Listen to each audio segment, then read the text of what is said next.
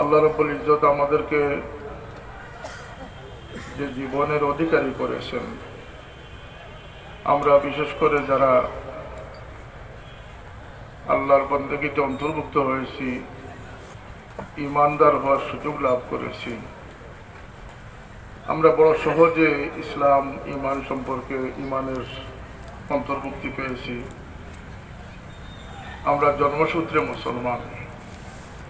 আল্লাহ পাক আমাদেরকে দুনিয়াতে পাঠানোর সময়ই মুসলমান মাহবের ঘর পছন্দ করেছেন। আমরা শুকরিয়া আদায় করি, বলেন আলহামদুলিল্লাহ।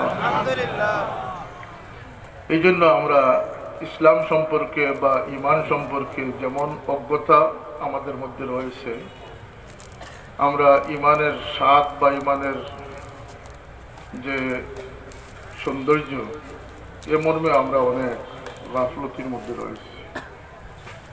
এজন্য দেখবেন যারা কনভার্টেড মুসলমান, যারা নতুনভাবে ইসলাম গ্রহণ করেছে, তারা জেনে শুনেই ইসলামকে জেনে শুনেই তারা মুসলমান হয়েছে এবং ইসলামের প্রকৃত স্বাদ আস্বাদন তারা উপভোগ করছে।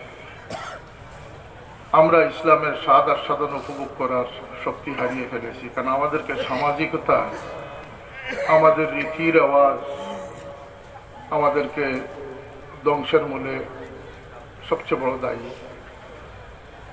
আমরা ইসলামের সৌন্দর্য আমরা খুঁজি না, ইসলামের মর্ম আমরা বুঝি না। এমনকি আমরা অজুভঙ্গের কারণ সম্পর্কে সচেতন। রোজা নষ্ট হলে আবার রোজার কাজা আদায় করতে আমরা সচেতন। আমরা এই সমস্ত ইবাদতের কিসের দ্বারা ভঙ্গ হয় সেটা সম্পর্কে আমরা অবগত। কিন্তু ইসলাম আমরা তো ছোটবেলা মক্তবে পড়েছি, কালেমায়ে তাইয়্যিবা লা ইলাহা ইল্লাল্লাহু মুহাম্মাদুর রাসূলুল্লাহ। আর আমরা আমাদের পৈতৃক সম্পত্তি হিসাবে ইসলামকে পেয়েছি। আমরা কখনো কি চিন্তা করি যে আমাদের কথা, কাজ, আমাদের বিশ্বাস, আকীদার মাধ্যমে ইমান ইসলামের ক্ষতি হয়, ইমান ইসলাম নষ্ট হয়? আমার নবী সাল্লাল্লাহু আলাইহি ওয়াসাল্লাম বলেছেন যে জাদ্দিদু ঈমানাকুম বিলা ইলাহা ইল্লাল্লাহ, তোমরা লা ইলাহা ইল্লাল্লাহ দ্বারা ইমানকে নবায়ন করে নাও।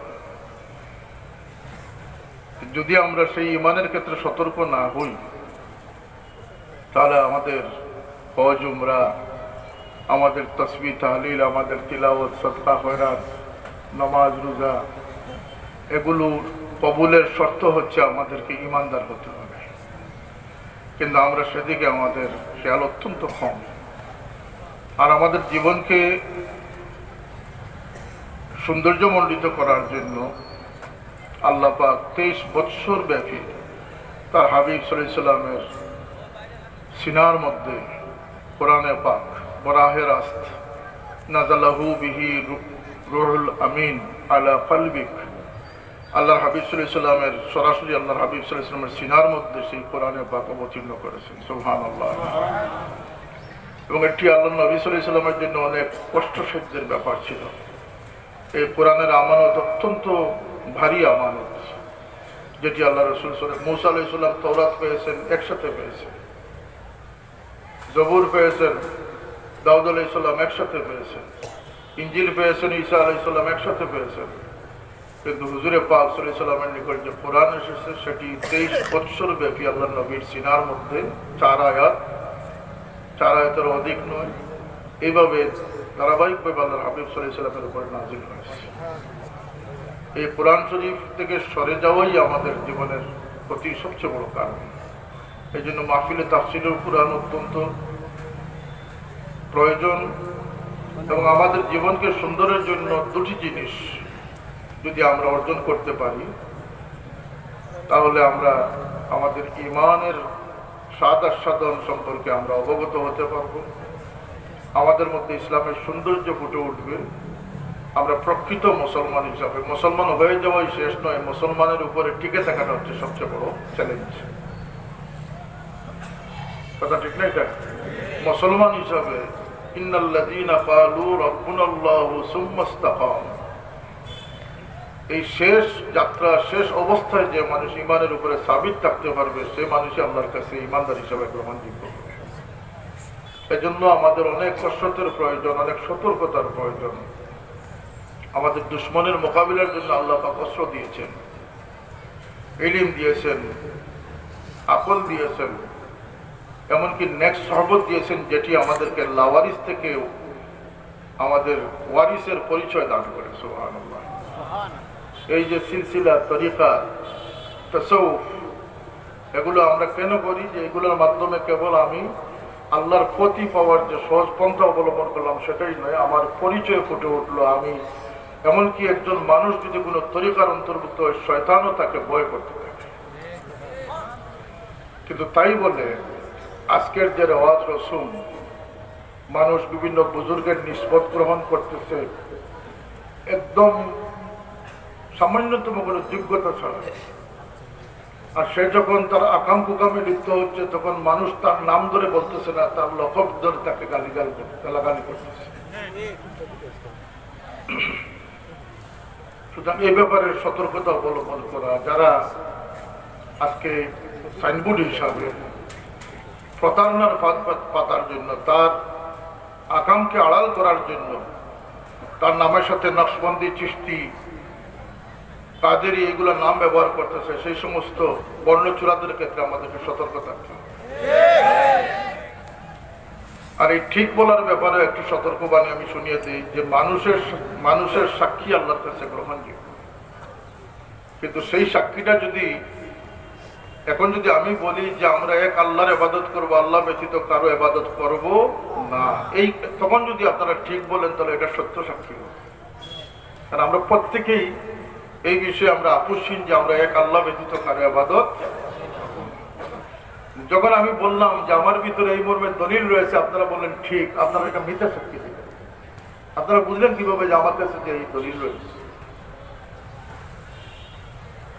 এই ধরনের কুফরি কালাম দ্বারা মানুষের ঠিক অঠিক বেঠিক এইগুলা স্লোগান মানুষের কাছ থেকে স্বীকৃতি নিচ্ছে, এমন ঘটনা আছে না আমাদের সমাজে? আপনি যে সাক্ষী দিলেন আপনি কিন্তু তার সঙ্গী হয়ে গেলেন, তার সাপোর্ট করে ফেললেন, আর এই সাপোর্ট আমাদেরকে বিপদগ্রস্ত করবে। আল্লাহর হাবিব সাল্লাল্লাহু আলাইহি ওয়াসাল্লাম বলেছেন যে কিয়ামতের দিন হবে 50,000 বছরের সমান।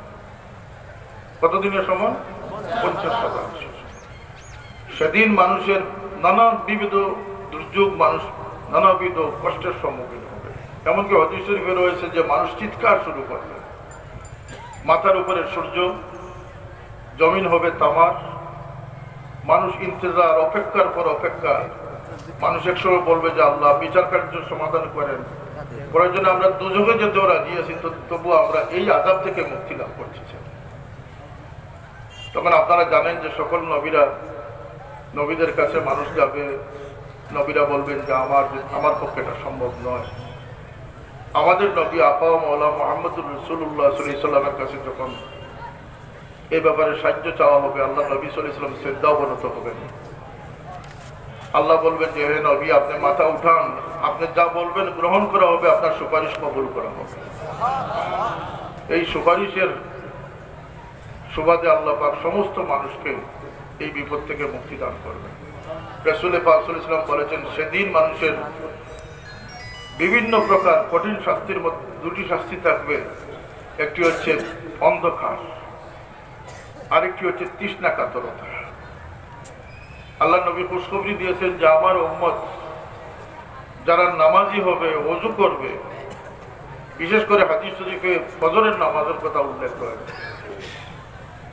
ইমানদার যারা ফজরের নামাজে এই অন্ধকারের মধ্যে যারা মসজিদে যাতায়াত করবে, আল্লাহ পাক তাদের সেই ওযু বা নামাজের অঙ্গ প্রত্যঙ্গগুলো লাইটিং করে দিবেন, তারা আলো পেয়ে যাবে তাদের শরীরে। এই উম্মত সেদিন অন্ধকার থেকে বাঁচার সুযোগ লাভ করবে। তৃষ্ণা কাতরতার ব্যাপারে আল্লাহ নবী বলেছেন যে আল্লাহ আমাকে হাউজে কৌশল দান করেছেন। সুবহানাল্লাহ। সম্ভবত আপনারা কিছুক্ষণ আগে তাফসীর শুনেছেন, আল্লামা কবিরউদ্দিন সাহেব সূরা কাউসারের তাফসীর করেছেন। ইন্না আ'তাইনাকাল কাউসার, এই কাউসার হচ্ছে জান্নাতের একটি নহর। আল্লাহ হাবিব সাল্লাল্লাহু আলাইহি ওয়াসাল্লাম বলতেছেন যে এই নহর আমাকে আল্লাহ পাক দান করেছেন, আমি আমার সকল উম্মতকে এই ঝর্ণার পানি পান করাবো। এবং সেই পানির ফজিলত আল্লাহ নবী বলেছেন যে আশাদ্দু বায়াদাম মিনাল লাবান, দুধের চেয়েও দবদবে সাদা হবে, মধুর চেয়েও মিষ্ট হবে, আর এটি যে একবার পান করবে তার আর তৃষ্ণা কখনো হবে না। সুবহানাল্লাহ। আমরা দোয়া করি না যে ওয়াসকিনা বিকাসিহি শারবাতান হানিআতাম মারিআ লা নাজমাউ বা'দাহা আবাদা। এটির বৈশিষ্ট্য হচ্ছে যে এটি পান করার পরে আর কখনো তৃষ্ণা হবে না। সেই পানি আল্লাহ নবী সাল্লাল্লাহু আলাইহি ওয়াসাল্লাম বলেছেন যে আমার সকল উম্মতরা পান করবে, কিন্তু দুই ধরনের মানুষ দুর্ভাগ্যবান, যারা এই পানি থেকে বঞ্চিত হবে, মহরুম হবে। রাসূল পাক সাল্লাল্লাহু আলাইহি ওয়াসাল্লাম বলেছেন যে এক প্রকার মানুষ হচ্ছে যারা আমার সম্মুখে আসবে, আমি চিনব তারা আমার উম্মত, তারাও চিনবে আমি তাদের নবী। এক রিওয়ায়াত মতো তারা যখন আমার সামনে আসবে, আমি যখন উদ্যোগ নিব, তখন তাদের এবং আমার মধ্যখানে একটি আবরণ সৃষ্টি হয়ে যাবে। নাউযুবিল্লাহ। আরেক বর্ণনা রয়েছে যে তারা যখন অগ্রসর হবে, ফেরেশতারা তাদেরকে বাধা প্রদান করবে। আল্লাহ নবী বলবেন যে কেন তাদেরকে আটকানো হচ্ছে, তারা তো আমার উম্মত। ফেরেশতারা জবাব দিবেন যে ইয়া রাসূলুল্লাহ, এরা ওই সমস্ত মানুষ যারা আপনার উম্মতের পরিচয়ে আপনি দুনিয়া থেকে চলে আসার পর আপনার দিনকে তারা বিকৃত করেছে, দিনের নতুনত্ব এনেছে এবং দিনকে তাদের স্বার্থে তারা ব্যবহার করেছে। এ ধরনের মানুষ, এ ধরনের দিন বিকৃতকারী আমাদের সমাজে অনেক রয়েছে। যেমন একদল খারিজি রয়েছে যারা আমাদেরকে দিনের বিকৃত রূপ তুলে ধরতেছে, যে আল্লাহর নবী 10 জনের মতো মরে পচে মাটি হয়ে গেছে। যারা দম্ভ করে বলতেছে যে আল্লাহর নবী, মা বাবা, ওয়ালিদাইন জাহান্নামে যাবে। এবং যারা বেয়াদবি সুলভ আচরণ করতেছে, বলতেছে যে কিয়ামত পর্যন্ত নবীকে তালাক দিবে। আছে না নাই? এরাই বলতেছে যে তারাবির নামাজ 20 রাকাত নয় 8 রাকাত হবে, নামাজের পরে দোয়া নাই, কবর জিয়ারত হারাম। এগুলো ফতোয়া আসে না আমাদের সমাজে। সেই খারিজিরা যারা দিনকে বিকৃত করতেছে, মাযহাব মানা হারাম, অবশ্য একটি কথাও তাদের সত্য নয়। 1400 বৎসর যাবত এই ফয়সালাগুলো চলে আসতেছে। আল্লাহর নবীর ওয়ালিদাইন সম্পর্কে ফতোয়া চলে আসতেছে যে সমস্ত ইজমায়ে উম্মত ঐক্যমত, আল্লাহর নবী সাল্লাল্লাহু আলাইহি ওয়াসাল্লামের মাতা পিতা যারা, তারা সাধারণ কোনো মানুষ ছিলেন না। তাদের দায়িত্বই ছিল রাহমাতুল লিল আলামিনকে দুনিয়ায় পয়দা করা। এবং তাদের ক্ষেত্রে 4টি সিদ্ধান্ত সর্বজন স্বীকৃত হয়ে আছে। 4টির যে কোনো একটিতে যদি আল্লাহর হাবিব সাল্লাল্লাহু আলাইহি ওয়াসাল্লামের ওয়ালিদাইনকে রাখা যায়, তারা নাজাত প্রাপ্ত হবেন। সুবহানাল্লাহ। কিন্তু আমাদেরকে দিন বিকৃত করে তারা আজকে প্রকাশ্যে চ্যালেঞ্জ দিচ্ছে যে আল্লাহর নবী সাল্লাল্লাহু আলাইহি ওয়াসাল্লামের মাতা পিতা দুজনই। এটা দিন বিকৃত করা না, এই একটা পার্ট। আরেকটি পার্ট হচ্ছে যারা আজকে নানাবিধ বেদাত কায়েম করতেছে। মাজার জিয়ারতের জায়গা, কিন্তু মাজারকে তারা পূজার জায়গা বানিয়ে দিচ্ছে। যারা কবরে ময়িত রেখে তারা আজানের প্রচলন করার চেষ্টা করে। যারা তাদের মঞ্চে, স্টেজে একটি চেয়ার রেখে দেয়, যে চেয়ার আল্লাহ নবী সাল্লাল্লাহু আলাইহি ওয়াসাল্লাম নাকি এসে বসবেন তার পাশে। এটা দিন বিকৃত করা না, দিনকে জায়গায় রাখা। সুতরাং এই সমস্ত মানুষের সাথে আপনি যদি তামসায় মিলিত হন, আপনি যদি মনে করেন যে আমি এখানে একটা স্লোগানে শরীক হলাম, এই স্লোগান যত বড়ই হোক, আপনার ইমানকে বাঁচাতে হলে এই ধরনের স্লোগান, এই ধরনের সহবত থেকে আপনাকে বেঁচে থাকতে হবে। লা ইয়াসিরুল বাতিল হাক্কান ওয়ালাউ কাসরাতিল মুতামাসসিকিন বিহি। ইমাম ফখরুদ্দিন রাজি রাহমাতুল্লাহ আলাইহি স্পষ্ট বলে দিয়েছেন যে আধিক্যের কারণে কোনো বাতিল কখনো হকে পরিণত করা সম্ভব নয়। আল্লাহর কাছে কোনো মানুষকে আপনি চাপাবাজি করে মানুষকে প্রতিষ্ঠিত করা সম্ভব নয়। ফালা তুযাক্কু আনফুসাকুম হুয়া আ'লামু লিমান ইত্তাকা। আল্লাহ বলতেছেন তোমরা নিজের বড়াই নিজেরা প্রকাশ করো না, আমি জানি তোমাদের মধ্যে কার মধ্যে কতটুকু দাবি রয়েছে। এদের সহবত থেকে বেঁচে না থাকলে আমরাও এদের সাথে সেই কিয়ামতের দিন, সেই কঠিন সময়ে হাউজে কাউসারের পানি থেকে বঞ্চিত হওয়ার সম্ভাবনা আছে না নাই? এজন্য আমি অনেক জায়গায় বলেছি যে মিম্বরে রাসূল সাল্লাল্লাহু আলাইহি ওয়াসাল্লাম যেটি এই মেম্বর আমরা পেয়েছি আল্লাহর নবী সাল্লাল্লাহু আলাইহি ওয়াসাল্লাম থেকে। সেই মেম্বর আর এই স্টেজের চেয়ার একই জিনিস। সেখান থেকেও দিনের নেতৃত্ব দেওয়া হচ্ছে, এখান থেকেও দিনের নেতৃত্ব দেওয়া হচ্ছে। আর যাই করেন, কোনো পণ্ড কোনো পাগলকে স্টেজে উঠানো সম্ভব নয়। এগুলো থেকে বেঁচে থাকা আমাদের আজকের সময়ের দাবি, ইমানি দাবি। কারণ তারা আমাদেরকে কুফরি কালাম শিক্ষা দিচ্ছে। ওয়াজের স্টেজে বসে মানুষ বিশ্বাস করে, এখনো বক্তার বক্তব্যকে মানুষ বিশ্বাস করে,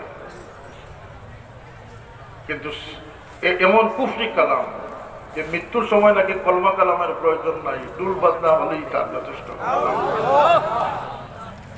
এমন প্রচারণা হচ্ছে না? হচ্ছে না। সুতরাং এদের কপ্পর থেকে যেন আমরা বাঁচতে পারি, এটা আমাদের সময়ের চাহিদা। আরেক দল মানুষ, আল্লাহ রাসূল সাল্লাল্লাহু আলাইহি ওয়াসাল্লাম বলতেছেন যে দ্বিতীয় প্রকার যারা হাউজে কাউসার থেকে বঞ্চিত হবেন, তারা হচ্ছেন ওই সমস্ত মানুষ যারা নেতৃস্থানীয়দের, প্রভাবশালীদের, হুকমরানদের, রাজা বাদশাদের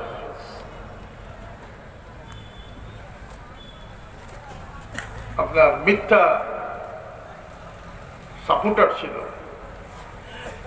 যারা মুসাহেবি করেছে, যারা তাদের সেই অন্যায় অপকর্মকে যারা সাপোর্ট করেছে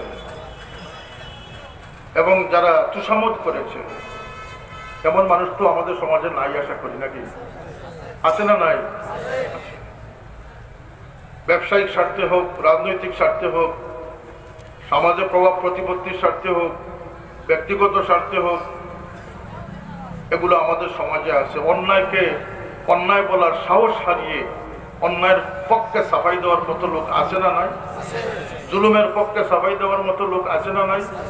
আল্লাহ নবী সাল্লাল্লাহু আলাইহি ওয়াসাল্লাম বলতেছেন যে আমি তাদেরকে বলবো, দূর হও আমার সামনে থেকে, লাইসা মিন্নি ওয়া লাস্তু মিন্না, আমি তোমাদের কেউ নই, তোমরা আমার কেউ নই। নাউযুবিল্লাহ।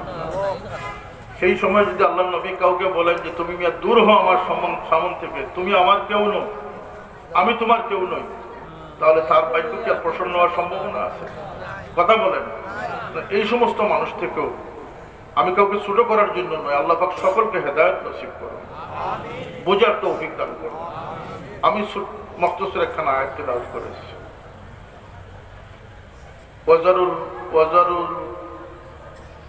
ওয়াজারু যাহিরাল ইসমে ওয়া বাতিনা। আমরা অনেকেই মনে করি যে আমরা গুনাহ বলতে আমরা প্রকাশ্য গুনাহকে মনে করি, এবং প্রকাশ্য গুনাহ যে মানুষ করে, সেই মানুষ যদি সৌভাগ্যবান হয়, তাহলে নিশ্চয়ই তার মধ্যে একটা আফসোস বা তার মধ্যে একটা তার মনের মধ্যে একটি দাগ থাকে।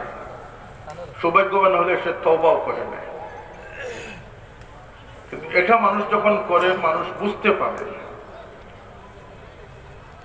কিন্তু আমাদের ভিতরে কিছু গুনাহ আছে। আল্লাহ বলতেছে যে তোমরা প্রকাশ্য এবং অপ্রকাশ্য গুনাহ থেকে বেঁচে থাকো। কি বলেছেন আল্লাহ? প্রকাশ্য এবং অপ্রকাশ্য, জাহির এবং বাতিন গুনাহ থেকে, উভয় গুনাহ থেকে তোমরা বেঁচে থাকো। আমরা জাহির গুনাহ টের পাই, কিন্তু আমরা বাতিন গুনাহ টের পাই না। যে কারণে প্রকাশ্য গুনাহ আমাদের পরিমাণ যেটা হচ্ছে, পদস্খলন যেটা হচ্ছে বা হয়, তার চেয়ে বহুগুণ বেশি আমাদের বাতিনি গুনাহ হচ্ছে, প্রতিনিয়ত হচ্ছে। আর যদি আমি আমার সেই রোগটাকে আমি চিহ্নিত না করতে পারি, তাহলে আমার চিকিৎসার বন্দোবস্ত করা সম্ভব না। কথা সত্য না? আমার রোগ সম্পর্কে যদি আমি ওয়াকিফান না হই, তাহলে আমার চিকিৎসার কোনো প্রশ্নই আসে না। এই জন্য আল্লাহ পাক আমাদেরকে হুঁশিয়ার করে দিচ্ছেন যে তোমরা যেভাবে প্রকাশ্য গুনাহ থেকে বেঁচে থাকবা, তেমনি ভাবে তোমরা বাতিনি গুনাহ থেকে বেঁচে থাকবে। বাতিনি গুনাহ হচ্ছে অন্তরের মধ্যে যে সমস্ত গুনাহ স্থান পেয়েছে বা যেগুলো গুনাহ রয়েছে, সেগুলোর কথা বলা হয়েছে। উদাহরণস্বরূপ হিংসা বিদ্বেষ। হুজুর পাক সাল্লাল্লাহু আলাইহি ওয়াসাল্লাম বলতেছেন যে তোমাদের হিংসা এমন একটা রোগ, যে রোগে আপনাকে ক্যান্সার বেমার যেভাবে দেখা যায় না, হিংসা বেমারটিকে দেখা যায় না। সেটা দুঃখে দুঃখে আপনাকে ক্ষতিগ্রস্ত করতেছে, আপনার শরীরে স্প্রেড হচ্ছে। এটা ক্যান্সার যেভাবে স্প্রেড করে। আল্লাহ নবী সাল্লাল্লাহু আলাইহি ওয়াসাল্লাম বলতেছেন যে হিংসা বেমারি এত মারাত্মক যে সেটি তোমাকে যেভাবে আগুন লাকড়িকে জ্বালিয়ে বর্ষ করে, তোমার সমস্ত ইবাদত বন্দেগী, তোমার জিকির আজকার, তোমার তিলাওয়াত, সাদকা, খয়রাত, নামাজ, বন্দেগী, নওয়াফিল যা কিছু হচ্ছে তোমার হিংসার কারণে। হিংসা কিন্তু সগীরা গুনাহ নয়, হিংসা কবিরা গুনাহ। হিংসা কবিরা গুনাহ। এটি মানুষ অন্তরে পোষণ করে 99% মানুষ অজানার কারণে জানে না যে তার ট্রিটমেন্ট কি হওয়া উচিত, হিংসা থেকে কিভাবে বেঁচে থাকা উচিত। আল্লাহ তুমি আমাদেরকে হিংসা থেকে বাঁচিয়ে থাকার তৌফিক দান। এজন্য আমার বাবা হযরত সাইফুল্লাহ রাহমাতুল্লাহ আলাইহি প্রতিনিয়ত সর্বপ্রথম যে তরবিয়তটি দান করতেন সেটি হচ্ছে যে নিয়ত ভালো রেখো, অন্যের ভালো দেখলে মনকে খুশি রেখো। বলতেন না? বলতেন না? আমরা অতি অল্প সংখ্যক মানুষও হয়তো এটাকে গ্রহণ করেছি, নতুবা আমরা তো এই গ্রহণের চিন্তা আমাদের মাথায় নেই। আমরা তো অনেক সময় এগুলো বাজারি মুরিদ হয়। প্রকৃত মুরিদ যে মানুষ হয়েছে সেই লাভবান হয়েছে। প্রকৃত মুরিদ কারা? গৌসে পাক মুহিউদ্দিন আব্দুল কাদের জিলানী রাহমাতুল্লাহ আলাইহি লিখেছেন বুনিয়াতুত তালিবিনে যে আম্মাল ইরাদা ফাত্তারকু মা আলাইহিল আদা। মুরিদ ওই ব্যক্তি হওয়া যথার্থ হবে যে তার বদ অভ্যাসকে, তার বদ খাসলতকে পরিবর্তনের ইরাদা করেছে এবং সেটাকে পরিবর্তন করা দৃঢ় পথ্যই নিয়ে সে মুরিদ হয়েছে, তার মুরিদ হওয়া সার্থক। আমাদের মুরিদ তো হচ্ছে যে ওয়াজ শুনবো তালগা সামার, মুরিদ হবো তালগা সামার, নসিহত শুনবো তালগা সামার। অর্থাৎ আমার যে বাক্স রয়েছে সে বাক্সর মধ্যে আমার স্বর্ণ থাকবে, আবার ঘরের ময়লা আবর্জনা আমি এটার মধ্যে রাখবো। এটা কিভাবে সম্ভব? এটা কিভাবে সম্ভব? একটা সিন্ধুকের মধ্যে আপনি স্বর্ণ রাখতে পারেন, সাথে আবার মূল্যবান কিছু রাখতে পারেন, কিন্তু ঘরের ঝাড়ু দিয়ে সেই ময়লাগুলো আপনি রাখবেন কিভাবে? যে কারণে আমাদের মুরিদ হওয়ার সার্থকতা অনেকাংশেই হয় না। তার কারণ হচ্ছে যে আমরা আমাদের দোয়ারকে খুলে দেই না। আমার বড় ভাই সাহেব একটা দোয়া করেন সবসময় যে আল্লাহ আমাদের রুদ্ধ দোয়ারকে আপনি খুলে দেন। ইয়া মুফাত্তিহাল আবওয়াব, আল্লাহ আমার বদ্ধ দোয়ারকে আপনি খুলে দেন। কোন দোয়ার মধ্যে? সমুজের দোয়ার, বিবেক বিবেচনার দোয়া। আল্লাহ রাসূল সাল্লাল্লাহু আলাইহি ওয়াসাল্লাম বলেছেন মান ইউরিদিল্লাহু বিহি খাইরান ইউফাক্কিহু ফিদ্দীন। আল্লাহ যখন তার কোনো বান্দার জন্য মঙ্গল কামনা করেন, ভালোই চান, তখন আল্লাহ পাক তাকে দ্বীনের সতর্কতা, হুঁশিয়ারি, দ্বীনের সমঝ তাকে দান করে দেন। এই জন্য দিনদারির সমঝটা হচ্ছে সারা দুনিয়ার সম্পদের চেয়েও মূল্যবান। কারণ যে আল্লাহকে পেয়ে গেছে সে সব কিছু পেয়ে গেছে। এই জীবনে আমরা কি পেলাম আর কি আমরা অর্জন করলাম, এই হিসাব যারা করে, এই হিসাব করে যারা অগ্রসর হয় তারাই সফল কাম মানুষ হয়েছে। এমন কোন দোকানদার, ব্যবসায়ী আছেন নাকি যিনি রাত্রে তার ক্যাশ, তার সারাদিনের বিক্রির হিসাব না করে তিনি ঘুমান? তার বিক্রি কত টাকা হলো, এর মধ্যে লভ্যাংশ কত হলো, মূলধন কত হলো, এই হিসাব আছে না নাই? আল্লাহ রাসূল বলতেছেন যে তোমরাও হিসাব করে তোমাদের জীবন অতিবাহিত করো। হযরত ওমর রাদিয়াল্লাহু আনহু বলতেছেন যারা তোমাদের হিসাব তোমরা করে নাও তাহলে আল্লাহর হিসাব থেকে তোমরা বেঁচে যাবে। আর আল্লাহ নবী সাল্লাল্লাহু আলাইহি ওয়াসাল্লাম বলতেছেন যারা হিসাব করে তাদের দৈনন্দিন জীবন অতিবাহিত করে, রাত্রে ঘুমাবার আগে একটি মহাসভা করবেন যে আজকের দিনে আমার অর্জন কতটুকু আর আমার ক্ষতি কতটুকু। যদি কোনো দুর্ঘটনা, কোনো আল্লাহর নারাজির ঘটনা থেকে থাকে তাহলে আল্লাহর কাছে তওবার দরজা খোলা আছে না নাই? যদি এইভাবে কোনো মানুষ তার মুহাসাবার মাধ্যমে তার জীবন অতিবাহিত করতে পারে, আল্লাহর নবী খুশখবরি দিতেছেন যে এমন মানুষের কাছ থেকে আল্লাহ রাব্বুল ইজ্জত যেদিন হিসাব গ্রহণ করবেন তার সেই সমস্ত বান্দা থেকে হিসাব নিতে আল্লাহ লজ্জা বোধ করবেন। সুবহানাল্লাহ বলবেন। যে মানুষ দুনিয়াতে সে তার লাভ ক্ষতির অর্থাৎ আল্লাহ রাজি নারাজির হিসাব সম্পাদন করবে, মুহাসাবা করবে, আল্লাহ নবী সাল্লাল্লাহু আলাইহি ওয়াসাল্লাম খুশখবরি দিচ্ছেন যে সেই বান্দা থেকে কিয়ামতের দিন হিসাব নিতে আল্লাহ লজ্জাবোধ করবেন। সুবহানাল্লাহ। আল্লাহুম্মা রযুকনাল জান্নাতা বিগাইরি হিসাব, হিসাবের সম্মুখীন ছাড়াই যেন আমরা জান্নাত লাভ করতে পারি। আমরা আমাদের বাহিরের গুনাহগুলোকে আমরা কাউন্ট করি, কিন্তু আমাদের অন্তরের গুনাহগুলোকে কাউন্ট করি না। অথচ বাহিরের গুনাহগুলো ঘটে তাৎক্ষণিকভাবে, অ্যাক্সিডেন্টলি। এমন তো নয় যে 24 ঘন্টা একজন মানুষ কোনো গুনার মধ্যে মুক্তলা আছে, এমন বলা যাবে? কথা বলেন, এমন বলা যাবে? সে যদি চুগলখড়ি করে, মিথ্যা বলে, জুলুম করে, হারাম খায়, সেটি অতি অল্প সময়ের জন্য, এবং এই ধরনের ঘটনা তার হয়তো সারা দিনের মধ্যে কয়েকটি করতে পারে। কিন্তু যে মানুষ দিনের মধ্যে বুগস, আদাওয়াতি, হিংসা, বিদ্বেষ, অহংকার, মোহমায়া, যেটিকে আমাদের সিলেটি ভাষায় লালস বলে,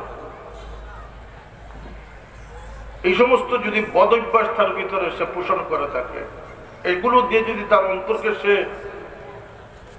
আবর্জনা যুক্ত করে রাখে, তাহলে তার গুনাহটি একবার দুবার কাউন্ট হবে না, তার সারাদিন 24 ঘন্টা সেই গুনাহটা তার আমলনামার মধ্যে লিখিত। নাউযুবিল্লাহ। আর যদি এর পরিবর্তে সে তার অন্তরকে সুন্দর করতে পারে, তার মধ্যে সহাবতি পয়দা করতে পারে, ভালোবাসা, মানুষের প্রতি তার আন্তরিকতা সৃষ্টি করতে পারে, মানুষের জন্য সে যদি মঙ্গলকামী হতে পারে, সে যদি শুভ কামনাকারী হতে পারে, সে যদি তার মধ্যে সত্যতা জাগিয়ে তুলতে পারে, আমানতদারি, ইনসাফ যদি তার মধ্যে কায়েম করতে পারে, তাহলে ঠিক যেভাবে 24 ঘন্টা তার আমলনামায় গুনাহ লিপিবদ্ধ ছিল, ঠিক এর পরিবর্তে তার আমলনামাকে আল্লাহ পাক নেক আমল দ্বারা পরিপূর্ণ করেন। এই সতর্কতা আজকের এই তাফসীর মাহফিলের সর্বশেষ পর্যায়ে আপনাদের খেদমতে তুলে ধরছি, যে আমাদের অন্তরকে যদি আমরা পরিশুদ্ধ না করি, কালকে এক জায়গায় বলতেছেন যে আসহাবে কাহফের সার্টিফিকেট দেওয়া হবে, ছোট সাহেবের হাতে দিবেন। আমি বললাম এগুলো কোনো কাজে আসে না। আগে মানুষ হোক। অনেক পীর আছে যারা পীরাকির অ্যাডভার্টাইজমেন্ট শুরু করে দেয়, এমনকি তাদের মার্কেটিং অফিসার নিয়োগ করে দেয়। তারা পীর নয়, পীর নামের কলঙ্ক। তাদের পকেট দুইটা নয়, তাদের পকেট হচ্ছে 6-8টা পকেট, এবং তাদের পোশাক হচ্ছে ভিন্ন। যে মানুষ পীর সাজার জন্য ভিন্ন পোশাকধারী হয়ে গেছে, মনে করবেন যে সে সাইনবোর্ড করে দিয়েছে। কারণ টোটাল বিষয়টাই হচ্ছে লুকানো জিনিস। সে মানুষ সমাজে চলবে, এমন ভাবে চলবে যেভাবে আল্লাহ নবীর সুন্নত তরিকা মতো সর্বসাধারণ চলতে পারে। তার খাবার ভিন্ন নয়, তার বাহন ভিন্ন নয়, তার গুম ভিন্ন নয়, তার পোশাক ভিন্ন নয়। তার বদভ্যাসকে পাল্টে সে সুঅভ্যাসে পরিণত করতে পেরেছে, সে আল্লাহর ওলি হয়েছে। তার জন্য পোশাক দিয়ে পরিবর্তন আনতে হবে না, তার আন্তরিক পরিবর্তন সৃষ্টি হয়ে গেলে সে আল্লাহর মাহবুব বান্দায় পরিণত হয়েছে। এবং তরিকত বজুজ খেদমতে খালকে নেস, আল্লাহর ওলিরা নেওয়ার চেয়ে দেওয়াকে বেশি পছন্দ করে, নেওয়ার চেয়ে দেওয়াকে বেশি পছন্দ করে। যে কারণে আজকে মানুষকে সবচেয়ে বড় প্রতারণার ফাঁদ ফেলা হয়েছে, যে সম্পূর্ণরূপে মিথ্যা বা নোয়ার লকবাল কাপ সৃষ্টি করে। আমাকে একজন দেখাইলেন যে এক লোক নাকি আকাম করছে, তার মা বাবার রাখার নাম দিয়ে তাকে কেউ গালি দিচ্ছে না, তাকে বলতেছেন নকশবন্দি বদমাইশ। ধরে বলেন নাউজুবিল্লাহ। আমি আমার চোখের পানি ফেলে দিয়েছি, আমার কান্না এসেছে যে আজকে কথায় নকশবন্দি রহমতুল্লাহ আলাইহি, যিনি কোনো জিনিসের দিকে তাকালে আল্লাহ নামের নকশা অঙ্কিত হতো, তার সেই নসিহত তরবিয়তের সামান্যতম উত্তরাধিকার না হয়ে তার নিসবতকে মানুষকে ধোঁকা দেওয়ার জন্য ব্যবহার করে বদমাশিতে লিপ্ত হয়ে সেই নামকে কলঙ্কিত করা হয়েছে। এবং এরা পার পাবে না, কিন্তু কিয়ামতের দিন হযরত নকশবন্দি রহমতুল্লাহ আল্লাহর কাছে ফরিয়াদ করবেন যে আল্লাহ, আমাকে আপনি সুহরত দিয়েছিলেন, আমাকে একটু পরিচিতি দিয়েছিলেন, কিন্তু আমাকে মানুষ গালি দিল কেন? কার জন্য আমাকে গালি দিল? এটা আল্লাহর দরবারে বিচারের কাঠগড়ায় দাঁড়ানো লাগবে না? লাগবে না? আল্লাহ সকলকে হেদায়েত নসিব করুন। বিশেষ করে আমাদেরকে, আমরা আবেগী উচ্ছ্বাসী হয়ে গেছি, আমরা যে কেউর সাথে মিছিলে সামিল হতে পারি না রে ভাই। কোনো প্রতারকের সাথে আমরা সামিল হলে আমিও প্রতারকে পরিণত হয়ে যাব, ঠিক না? ঠিক না? এই জন্য সতর্কতার জন্য আমি কথাগুলো বলতেছিলাম। কত বন্যামি যে শুরু হয়েছে এবং কত বানোয়াট কথাবার্তা যে শুরু হয়েছে। দিনের প্রকৃত ইলম, মানুষ কিভাবে মানুষ হবে, মানুষ না হলে আপনি মুসলমান হতে পারবেন না, মুসলমান না হলে মুমিন হতে পারবেন না, মুমিন না হলে মুহসিন হতে পারবেন না। আরে তুমি মানুষ না হয়ে কি সেজে গেছো? তোমার কাছে মানুষ প্রতারিত ছাড়া আর কি হবে? এই সমস্ত তাদের দোষের চেয়ে বেশি দোষ হচ্ছে আমাদের। বাজার তাদেরকে গ্রহণ করে বলেই তো তারা এই প্রতারণার হাত ফেলতেছে। দোকানদার যদি বেজাল মালের অর্ডার না দেয় তাহলে সাপ্লাইয়ের বেজাল মাল দেওয়ার সাহস করবে না। মার্কেটে বেজাল মাল চলে বলেই তো মানুষ বেজালের স্বীকার করছে। সুতরাং আমরা এই ক্ষেত্রে সতর্ক থাকা দরকার। নামাজ পড়ে না, রোজা রাখে না। এই যে রমজানের দিন আসতেছে, রমজানের কি প্রস্তুতি আমাদের আছে? ব্যবসায়ীদের ব্যবসায়িক প্রস্তুতি আছে, মজুদ করো, দাম বাড়বে, লাভ হবে। আর খাদকদের প্রস্তুতি হলো ঘরের মধ্যে ছানা আনো, ডাল আনো, পেঁয়াজ আনো। কেন? আমার রমজান আসতেছে, খাইতে হবে। এটা খাওয়ার মাস নয়, ব্যবসার মাস নয়, এটা তাকওয়া অর্জনের মাস। লাআল্লাকুম তাত্তাকুন। কিভাবে তাকওয়া অর্জন করবে? আল্লাহ নবী সাল্লাল্লাহু আলাইহি ওয়াসাল্লাম নিজে শাবান মাস থেকে রোজা ধরা শুরু করতেন, রিহার্সেল দিতেন যাতে রমজানে গিয়ে কষ্ট না। মাত্র 7 বছর আল্লাহ নবী রোজা রেখেছেন, বা 8 বছর রোজা রেখেছেন। সাহাবায়ে কেরামগণ 10 বছর, 11 বছর রোজা রেখেছেন। এরপরে তাদের ইন্তেকাল হয়ে গেছে। রোজা ফরজ হয়েছে দ্বিতীয় হিজরিতে। কথা বুঝা যাচ্ছে? কিন্তু আমাদের জীবনে কত রমজান আসলো। মুনাফিক চরিত্র, বিড়ি খেয়ে রোজা ভাঙতেছে আর বলতেছে হায় নেকির দিন চলে গেল। এটা মুনাফিকের স্বভাব। লিমা তাকুলুনা মা লা তাফআলুন। মুমিনের স্বভাব হচ্ছে মুমিন আল্লাহর বন্দেগী করবে, আল্লাহকে ভয় করবে। সুবহানাল্লাহ। একদিকে বন্দেগী করবে, অন্যদিকে ভয় করবে। আমরা যেন সতর্ক থাকতে পারি, আমাদের জীবনকে যেন আমরা সৌন্দর্য মণ্ডিত করতে পারি, ইসলামকে যেন আমরা উপভোগ করতে পারি। ইসলাম উপভোগ্য বিষয়। ওমা জাআলা আলাইকুম ফিদ্দীনি মিন হারাজ। ধর্মের মধ্যে কোনো ক্ষতি নাই। ধর্ম উপভোগ্য জিনিস। একজন মুসলমান তার মানসিকভাবে যতটুকু নিরাপদ, যতটুকু প্রশান্ত, শান্তির মধ্যে আছে, পৃথিবীর কোনো মানুষ সেই শান্তির মধ্যে নেই। কারণ আল্লাহতে বিশ্বাসী মানুষ, আল্লাহর উপরে যারা ভরসা করে, তাদের কোনো মাইগ্রেন, তাদের কোনো ফ্রাস্ট্রেশন, তাদের কোনো টেনশন তাদের মাথায় স্থান পায় না। তারা আল্লাহর উপরে ভরসা করে বসে আছে। আল্লাহ নবী বলতেন, তোমাদের জুতার ফিতার প্রয়োজন হলে, জুতার ফিতা ছিঁড়ে গেলে, যদিও তোমরা হাত দিয়ে এটা বাঁধবা, কিন্তু এটা আল্লাহর কাছে সাহায্য প্রার্থনা করো। সুবহানাল্লাহ। আল্লাহই সক্ষম। আল্লাহ যদি তৌফিক না দেন, ওয়ালা তাকুলান্না লিশাইইন ইন্নী ফাইলুন যালিকা গাদান ইল্লা আন ইয়াশা আল্লাহ। আল্লাহ নিষেধ হচ্ছে কোন কাজ যেন আল্লাহর উপরে ভরসা না করে, আল্লাহ চাইলে করব এই বিষয়ে আল্লাহর উপরে সাপোর্ট না করে কোনো বিষয়ে গ্যারান্টি না দেওয়ার জন্য আল্লাহ নিষেধ করেছে। কিন্তু আমরা কি আল্লাহর নিষেধগুলো সেদিকে আমাদের খেয়াল আছে? আমরা তো নগদে বিশ্বাসী মানুষ, আমরা দুনিয়ামুখী মানুষ। আমাদেরকে দুনিয়ামুখী মিছিলে ঠেলে নিয়ে যাচ্ছে। আমরা আমাদের অন্তরকে দুনিয়া থেকে মুক্ত করতে পারি নাই। আর যতক্ষণ একটি অন্তর দুনিয়া থেকে বিমুখ না হবে, সেই অন্তর কলবে সালিমও হবে না, কলবে মনিবও হবে না। উপরন্ত যে অন্তর থেকে দুনিয়া ছেড়ে আপনি চলে যান, সেটা আল্লাহ বলেন নাই। কারণ দুনিয়া আপনার বাগান, আপনার ফসলের মাঠ। সুবহানাল্লাহ। আমরা দুনিয়ার মধ্যে দুটো সংকীর্ণতার মধ্যে আছি। একটা সংকীর্ণতা হচ্ছে আমরা শরীয়তের পদের মধ্যে, শরীয়তের সীমারেখার মধ্যে আমরা আছি। আমার মন যা চায় তা করতে পারি না, আমার চোখ যা দেখতে চায় তা আমি দেখতে পারি না। আল্লাহ নবী সাল্লাল্লাহু আলাইহি ওয়াসাল্লাম বলেছেন যে চোখের 3টি গুনাহ হচ্ছে সবচেয়ে মারাত্মক গুনাহ। চোখের 3টি গুনাহ সবচেয়ে মারাত্মক গুনাহ। একটি হচ্ছে পরনারীর দিকে দৃষ্টিপাত করা।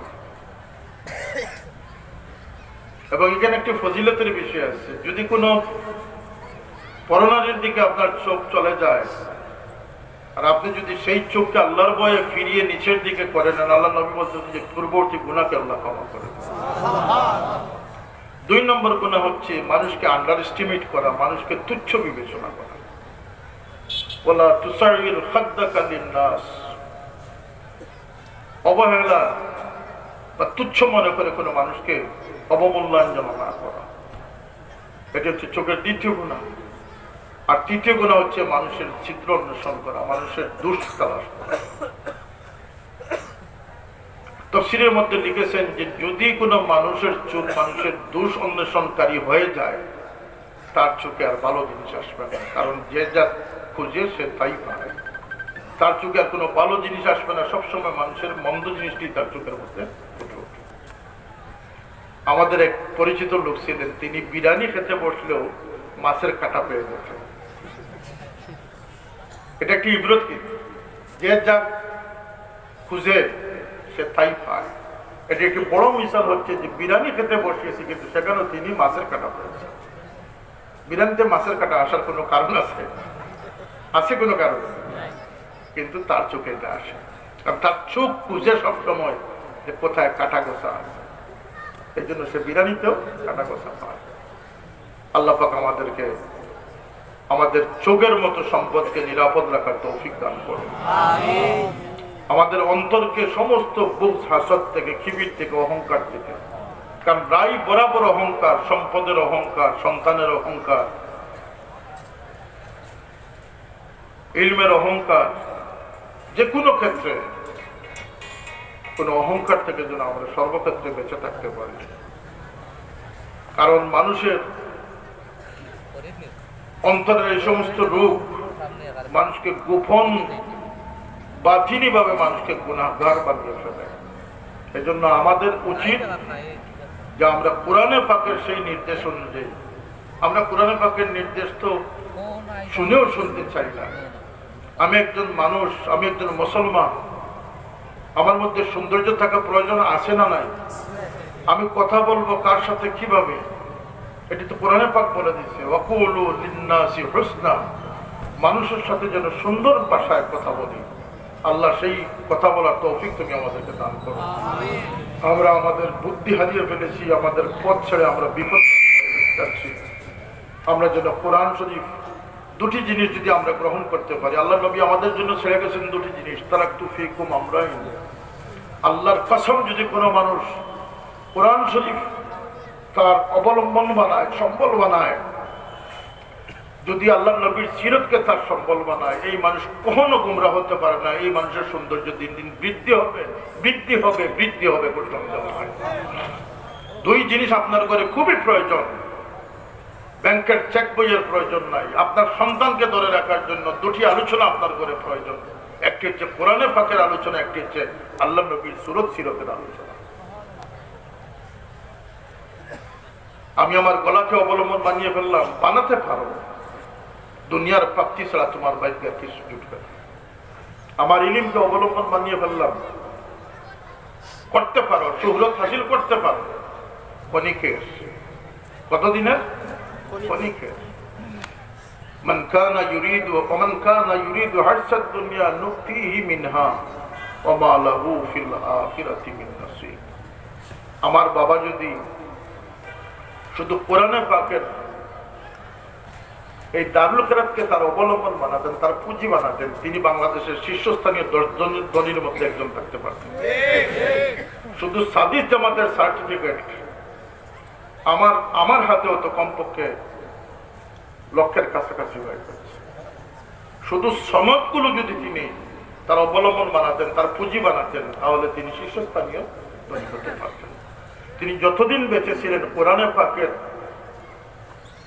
এই এত বিশাল খেদমতকে তিনি নিজের অর্থ দ্বারা তিনি এটা পরিচালনা করে গেছেন। এটা আমাদের জন্য কি শিক্ষণীয় আসে না? এবং তার পরিবার পরিজন আজও অবধি কোরআনে পাকের খেদমতের সামান্যতম কোনো অবলম্বন না করেই লিওয়াজিল্লাহ আল্লাহর ওয়াস্তে এই খেদমত চালিয়ে যাচ্ছেন। আল্লাহ পাক সেই শুহরতকে ধরে রাখার তৌফিক আল্লাহ পাক দান করুন। আমি জানি সকল অঞ্চলে আপনারা দারুল কাদের খেদমত নিঃস্বার্থভাবে করতেছেন, একজন নাজিমত কোনো উজরত নিচ্ছেন না, কমিটির একজন লোকও তো কোনো উজরত নিচ্ছেন না, কিন্তু আপনারা মনে রাখবেন যে আপনারা কমিটি চালাচ্ছেন 2-3 দিন একদিন গিয়ে আপনারা দেখতেছেন, আর আমরা রাত দিন 24 ঘন্টা খেদমতে থেকেও আল্লাহর রহমতে এটাকে আমরা অবলম্বন মানাচ্ছি না। আল্লাহ সেই তৌফিক আমাদেরকে দিয়েছেন, আল্লাহ যেন সেই তৌফিককে ধরে রাখার তৌফিক দান করেন। সুতরাং অনেক জিনিস, অনেক দুঃস্বপ্ন আমার ভাইদের কাছে এসে যেতে পারে যে আমিও এটাকে পুঁজি বানিয়ে ফেলি না, এটা কোরআনের কথা। এজন্য আমি বলতেছি যে এটাকে আপনি অবলম্বন বানাবেন না, পুঁজি বানাবেন না। দিনের যে যে গুণাগুণ আপনার মধ্যে আসবে সেটা আল্লাহর জন্য রেখে দেন, আখিরাতের জন্য রেখে দেন। আপনাকে আল্লাহ পাক দুনিয়াতে ধনী রাখবেন, আখিরাতেও ধনী রাখবেন। আপনি এটাকে বিক্রি করেন না।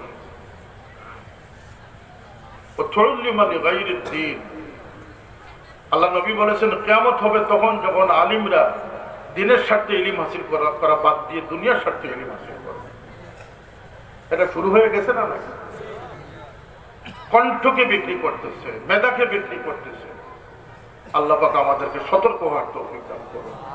আমি কারো গীবত করার জন্য বলতেছি না, আমি এই আবেগপ্রবণ মানুষকে, প্রয়োজন আছে কোরআন এবং হাদিস দ্বারা মানুষের লাগাম টেনে ধরা আলিমদের দায়িত্ব রয়েছে, এবং মানুষের জাহিরি দুর্বলতাকে সংশোধন করার দায়িত্ব হচ্ছে শরীয়ত বুঝনেওয়ালা আলিমদের দায়িত্ব।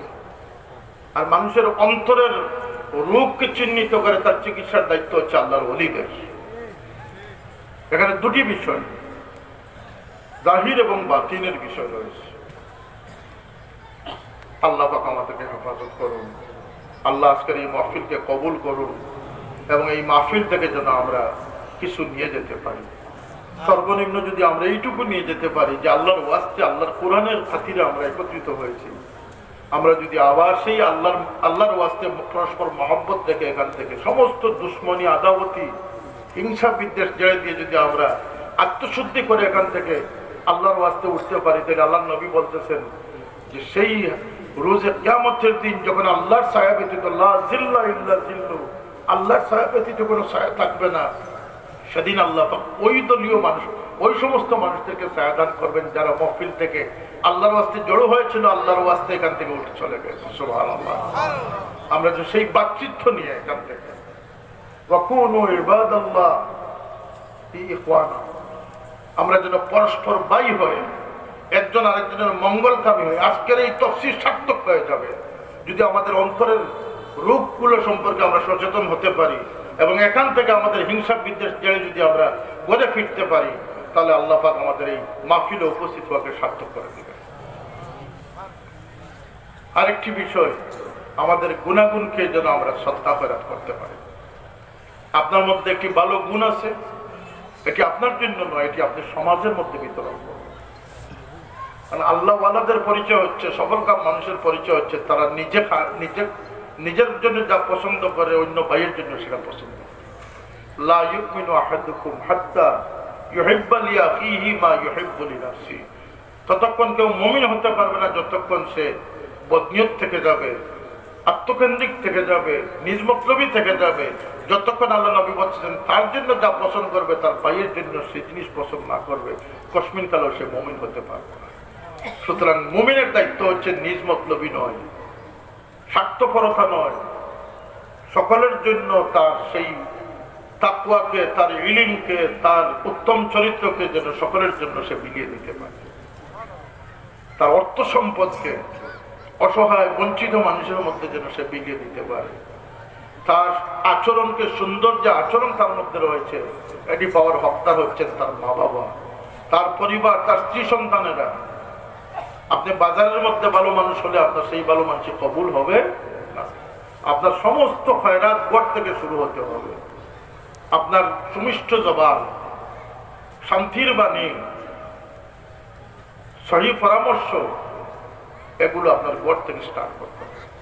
যেভাবে আপনার দান খয়রাত ইউনিয়ন অফিসে গিয়ে বাটলে, বুটের জন্য বাটলে আপনার এটা কবুল হবে না। আপনার প্রতিবেশী ভাই বোনের মধ্যে, বাতিজা আত্মীয় স্বজনের মধ্যে যদি কেউ চালের অভাব থাকে, তার চালের অভাব প্রথমে পূরণ করে তারপরে আপনি বাজারে গিয়ে সহি বলতে হবে। আল্লাহ পাক আমাদেরকে সহি সমঝ দান করেন। আমিন। মান ইউরিদিল্লাহু বিহি খাইরান ইউফাক্কিহু ফিদ্দীন। আল্লাহ যার ভালো কামনা করেন, আল্লাহ যাকে দরজা বুলন্দি চান, সেই ব্যক্তিকে দ্বীনের সমঝ আল্লাহ পাক বাড়িয়ে দেন। আমরা যেন আমাদের এই অতি অল্প সময়ের জীবনকে আমরা যেন পরিচয় করতে পারি, হকিকত বুঝতে পারি, সেই তৌফিক আল্লাহ পাক দান করুন। আমি বলছিলাম আমরা দুটি সংকীর্ণতার মধ্যে আছি। একটি হচ্ছে শরীয়তের সংকীর্ণতা আছে না? আল্লাহ নবী সাল্লাল্লাহু আলাইহি ওয়াসাল্লাম বলেছেন যে মুমিনদের জন্য দুনিয়া হচ্ছে জেলখানা। তাহলে আমরা বন্দী আছি না নাই? কথা বলে বন্দী আছি না নাই? আমরা ইতিকাফ করি কিসের জন্য? যে আল্লাহর জন্য আমরা বন্দী হই। আমরা শরীয়তের জন্য বন্দী আছি না? আছি না? তো একটা সংকীর্ণতা আমাদের মধ্যে আছে। আমাদের খাদ্যের ক্ষেত্রেও সতর্কতা, আমাদের দৃষ্টির ক্ষেত্রেও সতর্কতা, কর্মের ক্ষেত্রেও সতর্কতা আছে না নাই? অন্যদিকে আরেকটি সংকীর্ণতা হচ্ছে যে দুনিয়াকে আমরা বড় সাজাবার চেষ্টায় লিপ্ত হয়ে গেছি, জান্নাত বানানোর প্রতিযোগিতায় লিপ্ত হয়ে গেছি, কিন্তু এটা জান্নাত বনবে না। এক দুটা উদাহরণ আমি দিই। আমাকে চা দেয়া হচ্ছে, আমি হয়তো এক কাপ চা পান করলাম, আরেক কাপ দেওয়া হলো, আরেক কাপ পান করলাম, তৃতীয় কাপ আমার পক্ষে আর সম্ভব নয়। আমি একবার খেলাম, দুবার খেলাম, তৃতীয়বার আমার পক্ষে আর উদরপূর্তি করা সম্ভব নয়। কিন্তু আল্লাহ নবী সাল্লাল্লাহু আলাইহি ওয়াসাল্লাম বলতেছেন যে জান্নাতি, সর্বনিম্ন জান্নাতির সামনে তার ৮০ জন চাকর আসবে, ৮০ জনের হাতে ৮০টি পেয়ালা থাকবে, পাত্র থাকবে, এবং ৮০ ধরনের শরাব থাকবে। আল্লাহ পাক সেই জান্নাতীকে ৮০ ধরনের শরাব শুধু পান করার শক্তি না, সেই টেস্ট লজ্জত অনুভব করার শক্তি দান করে। তাহলে দুনিয়ার আখিরাতের মধ্যে পার্থক্য আছে না? ৮০ জন চাকরের হাতে ৮০ ধরনের খাবার ডিশ থাকবে, ভিন্ন ভিন্ন মেনু থাকবে। সেই জান্নাতি মানুষের শক্তির এহসাসকে আল্লাহ পাক বাড়িয়ে দিবেন, সেই ৮০ ধরনের খাদ্যকে তৃপ্তি সহকারে খাবার শক্তি আল্লাহ পাক দান করবেন। তাহলে দুনিয়ার আখিরাতের কুল মাতাউদ দুনিয়া কালিল ওয়াল আখিরাতু খায়রুন ওয়া আবকা। দুনিয়া সংকীর্ণ জায়গা, আখিরাত হচ্ছে প্রশস্ত, চিরস্থায়ী এবং শ্রেষ্ঠ জায়গা। এটুকু বোঝার তৌফিক আল্লাহ পাক আমাদেরকে দান করুন। ওয়া আখিরু দাওয়ানা আলহামদুলিল্লাহি রাব্বিল আলামিন। সাল্লাল্লাহু আলা সাইয়্যিদিনা ওয়া মাওলানা মুহাম্মদ।